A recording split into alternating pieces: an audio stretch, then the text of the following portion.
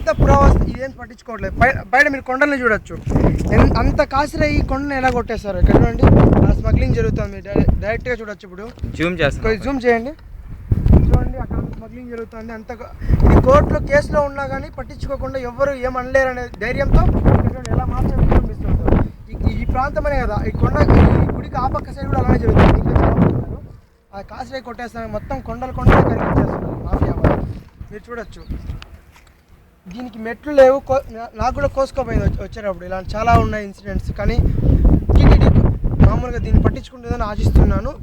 దీనికి ఈ ప్రాంతపు మరొక వైపు చూపిస్తాను. చూడండి, మీరు చూడొచ్చు, ముక్కాలు భాగం కొండని కొట్టేస్తారు ఇదంతా మొత్తం. ఆ పక్క చూపిస్తాం, ఇంకా ఆ పక్క మాఫియా వాళ్ళు ఎలా చేస్తున్నారని చెప్పేసి మీరు చూడవచ్చు లైవ్లో. కెమెరామ్యాన్ పృథ్వీతో సాగర్, ఫ్యూచర్ పక్కన హిమదర్.